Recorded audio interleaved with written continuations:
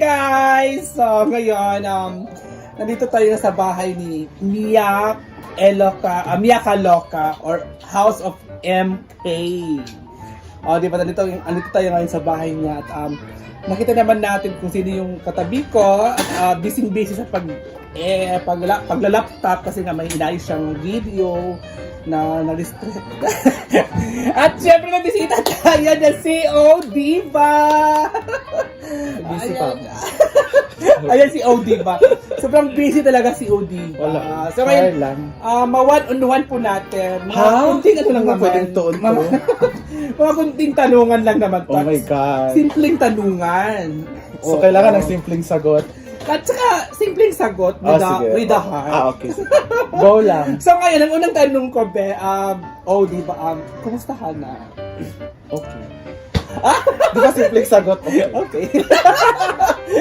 So, Okay lang ako. Okay ka lang. Fine. Masaya naman. masaya ka naman. Yes.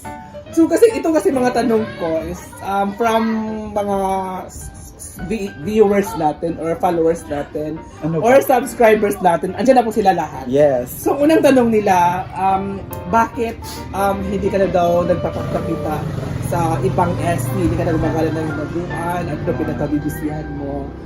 Oh, yun ang unang tanong nila. Ang pinagkabibisihan ko is, actually magkasama kami ni Un.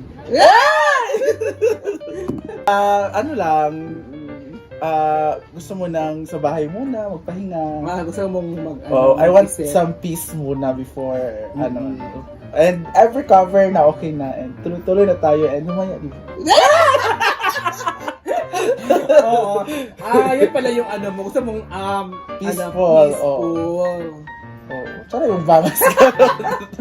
So ngayon, gusto mo lang natin sa natanong na ni Diva ang yung simpleng tanong nila. Oo. Ano pa?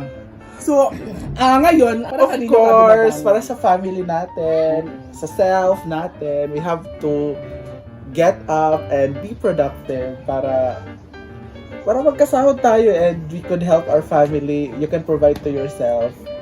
Diba? Ganun. And mabibili mo yung like some gusto mong bilhin or para sa pamilya mo or para sa bahay niyo, ganun. So, tanungin natin yung mga, kasi last na tanong na, kasi dapat kasi apat na tanong to. Okay. So, ang tatlo kong tanong is, ano yung mga na-invest mong sa pagiging social media influencer, sa pagiging creators, at bilang isang Creators. leader talaga, leader sa ganitong mga trabaho, leader talaga. Ayun, nakapundar ako ng bahay ng Kalapati. Charot na. So nakapunta na ng Hindi, nakabili tayo ng lupa, di ba? Yung lupa. yung lupa. So paano na yung lupa mo ngayon? Ano lang, andun lang siya. And soon, baka lagyan na yun ng kubo or something. And, syempre, yung bahay na may tiles na. Yung bahay mo, yung bahay niyo. May kisame na. Sino napatas ikaw? Mm. Tapos ano pa? Yun lang, bahay. Na yung kisame meron na, lupa. Nagpakisami ka. Yung tindahan din, napaayos na namin yung tindahan. So, yung tindahan. luma, Di ba yung yung tindahan mo is medyo malaki-laki din yun? Oo. So magkano nagastos mo dun sa sa tindahan? Ano lang yun, ambag-ambag kami. So, yung Dalawa. Hindi kami magpapamilya. Ay, kayo Simple Amore, ako, mother and father. Siguro mga siguro mga 100 plus siguro. So nagpag-ambag kayo. Yung sa tiles. Sa Teles Manila, patayo nun, ang tagal na nun. Nakalimutan ko na. Pero hindi naman yung diretso agad. Yun ay, di ba, dandahan tayo dati, padala. Kasi pag tiles kasi di ba nakapasok ko sa bahay nyo, parang malaki talaga ang gastos mo doon sa tiles mo. Kasi maluwag din yung sala. Oo, malaki kasi yung bahay nyo eh. Tapos yung tiles walang sobrang mamahali yung tiles. Hindi naman. So another question pa. So sa mga gamit, mga investment mo doon sa bahay mo. Anong naipundar mo? Yung Arimas machine. Charot lang. Hindi, syempre, yung ref, yung mas malaking TV, ganon. Wow, congratulations kay Tama OD. naman Kasi yun. hindi ko talaga alam yung mga investment nila, ref, TV. Oo. Ngayon sinabi to ni OD ba yung mga ano, kasi yung mga viewers ko talaga, nagtatayo yung, yan ang mga si, ano, yung tismosa dito. Di ba may na-invest ka rin? Oo. Ano? Marami. Oo, kasi, Pero ang pinakamalaking na-invest ko is yung pagmamahal. Hey! so anong sige, doon tayo sa ref, TV, ano pa? Aircon. Aircon. Sa kwarto kasi mainit kasi sa kwarto. Yung kwarto ko kasi pag ganito, yung ano ng araw, nasa kwarto ko nakatapat. So, sobrang init. So, pag wala ako, hindi naman ako gumagamit. Pero nag-aircon ako pag natutulog lang. Tsaka 5 hours lang. Tapos May ano kasi yun, may parang pwede mong Tapos i-set yung oras. So, tapos yung dirty kitchen niya, di ba, hindi ko rin napagawa nun. O lahat, dun, lahat na. So, gabi pala si Odiva. No? So, alam niyo na guys, Tulungan naman kami. si Odiva ay ganyan si Odiva na Bakit? tahimik lang, very humble, genuine. Genuine, di ba? Spell genuine. Basta mo na yun eh. Genuine. Oo. Yan talaga si Odiva. Oo. Hindi mo alam kung anong mga Oo. anong mga inano na sa utak niya, anong mga nasa utak niya. Pero pag tatanungin mo siya, magsasalita po. So ngayon ko lang ngayon lang po natin nalaman na ganoon pala ka-humble si Odiva. Over? Wala man, char-char. Ano? Tapos ano pinakamalaking mong na-invest sa sarili mo or sa buhay mo? Sa sarili ko, I think it's self-love. Charis! Hindi talaga material. Siguro yun lang mabibigay mo. Mahalin mo yung sarili mo and just make yourself happy. Paligayahin mo yung sarili mo. Kasi at the end of the day, wala ka namang kakampi kundi sarili mo. So, mag-invest ka sa sarili mo, paligayahin mo yung sarili mo, mahalin mo yung sarili mo, and Pero tama lang.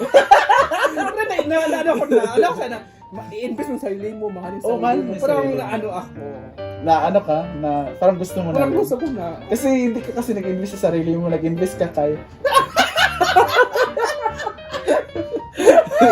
kahit charot lang. kasi si Mia Kaloka is yung na-invest pinakamalaki Oo. na-invest na yung bahay niya. Oo. Na At i-interview mo pa siya oo, ngayon. na ibibenta na niya ngayon. Ha? Kasi Bili kasi siya ng palasyo. oo, ganun kayaman si Mia. Oo. At saka hindi katok naman may mga bahay na doon sa Kamigin. Kamigin na hindi rin niya sinabi na yun pala yung pinakamalaking sekreto niya na na-invest na sa pamilya niya, sa sarili niya, at saka sa kapatid niya. Yung bahay. Pero Yung pala si Inda. iwan ko ba kung Kung? iwan ko ba kung totoo kasi hindi mo natin nakikita, di ba? Siguro soon pag makapunta tayo ng Kamigin, nakikita natin yung mga investment niya. Hindi pa pwede ngayon may bagyo. Oo. Supposedly we're going to. Bakit? Full? Nakat ba yun? Ayun na, wala yan. Oo, kaya ayun na, sabi ko, pupunta naman tayo sa Kamigin, so makita natin yung reality, di ba? So, congratulations kay Odiva. Napagbigyan niya tayo lang ngayon ng opportunity. Madami kapag i-interviewin. Oo. So, ngayon, totoo yun, ngayon kasi, si Mia Kaloka is, maglilipad na siya ng ng... Tapos, tawagin mo muna. 9 minutes Tapos na na yan, yan. no? Tapusin mo na to. 9. Ibang topic ka na naman eh. Ano? 9 minutes na yan, okay na yan, no? Stop mo na. Tapos Mia na dayon. Oo, 8 minutes lang ang YouTube. Kasi patay mo na.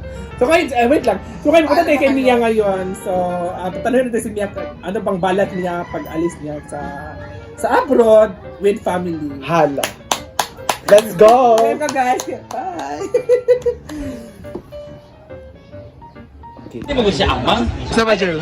Ano sabi ko amang? Sa Majel. Yung amang, akala ng TV siya, hindi pala.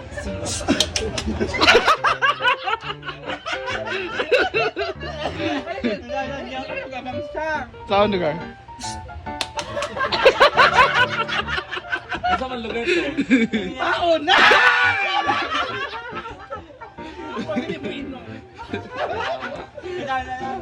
Ako kasi bakit dali no? Mapas na daw siya. Mapas siya.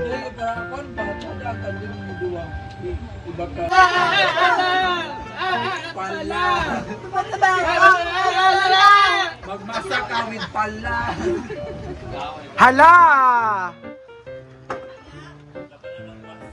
Bana ng was daw. Pangit na galing tayo, pangit. Was versus was. Like, oh, Margs. Asa di ang buang? Dre. Ito na.